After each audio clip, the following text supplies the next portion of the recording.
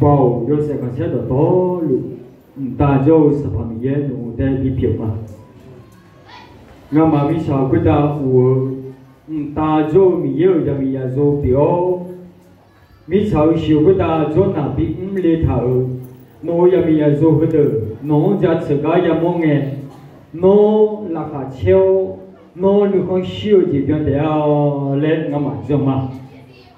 nó cái gì mà muốn này giống như sao đồ rồi gì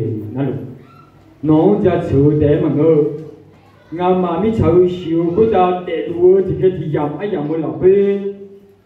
mà ya khá trả ya khá tôi nên sử dụng nhiều bị nhẹ là dễ mà lộn đi mà nếu cho bị khá phải yêu biết sao mình mười phim mười này là dễ mà lộn đi mà khá phải thì nó nè chỉ biết sao đi nó cứ làm bị nhẹ là chỉ bị chi lao bị hư bị mà là bị lô lao bị bể lao nè chỉ lấy lô lên cái ni nó dùng cái họ thì họ bị họ đông những cái này là cứ là cứ mà bị yêu lên nó cứ là cứ cố chỉ biểu mà đi mà này đam này là chỉ như vậy mà này chú thầu chỉ mà này chú là phía sau nó đam là phía này mà nếu mà sai mà nếu thầu chỉ mà nhà cái này mà cái gì ya đam thì cái nào cho nó na mi yêu cho chú cha tiếc mà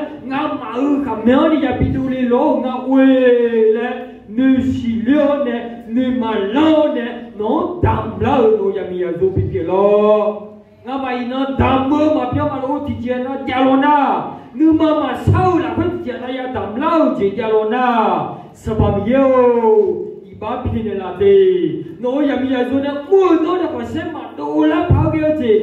đô la đam đô la thì chia nó chia lo na nói ba phi này là mà này ya đam lâu yo nghĩ chỉ muốn nè yo ya thì muốn nè sao mà bây giờ nó lưu mà chẳng muốn siêu chỉ biểu là phải mà đồ sao đồ nó đam là đồ này là nó có siêu nó miêu con nó siêu như nó chỉ ya được nó phía sau là cái bị cái này là đấy ta lưu mà nữa mi ta nó ya mi ya rồi nó đam cả cứ nó dân nó đồng cái này là đấy